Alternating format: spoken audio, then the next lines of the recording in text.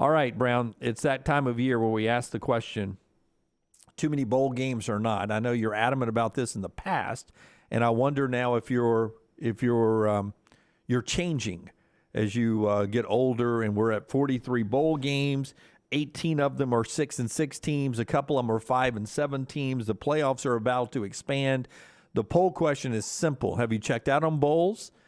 You watch the SEC teams. I still watch more than 20 of them. I watch them all. That's how you can vote right now at Next Round Live. You used to be like, there's not too many bowl games. There's not. There can never be too many bowl games. Yeah, because I don't have to watch them. Are you to the point where there's too many bowl games? No. I will never say there are too many bowl games. I've never really understood that line of thinking, because you're not mandated to watch them. In fact, I have only watched, now I was out of town a lot.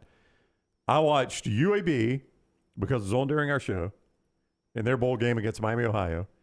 I watched some of the Quick Lane Bowl yesterday, and I think that's the only two I've watched. I had a few plays of Missouri and Wake. I watched fourth quarter Missouri and Wake.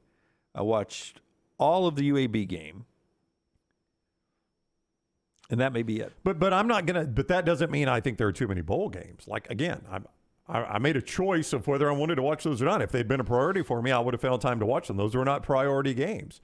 Some will be this week. I don't think any of them today are going to be priority games for me. Bama, Kansas State's a priority game. It's a bowl game I'm going to watch. If I watch any today, it'll be the 9:15 game in Phoenix, Wisconsin, and Oklahoma State. Yeah, probably. I mean, that's the late game. I'm more likely to be home in front of a TV. I mean, the day games, I'm just not going to be home a whole lot. Yeah.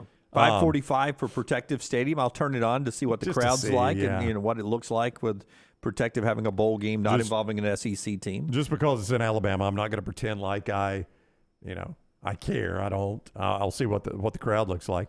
I think Texas Tech, Ole Miss, and the.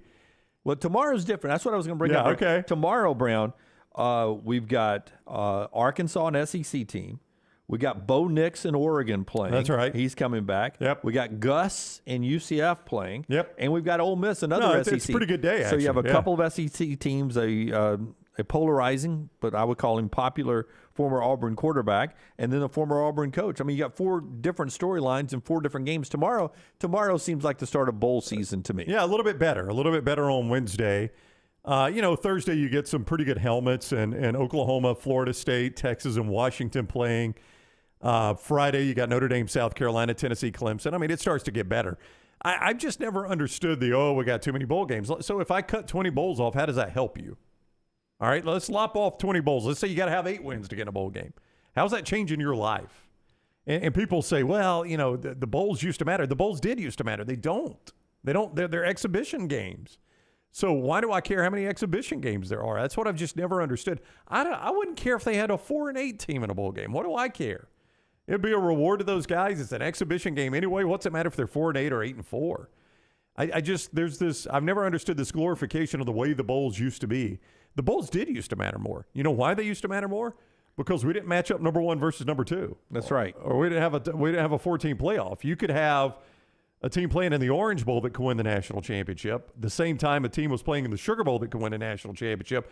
A couple hours after a team that played in the Rose Bowl that could have won the national championship. That's why they mattered more. But you would admit it was a worse system. You would admit we've got to figure something out when we go to a 12-team playoff, right?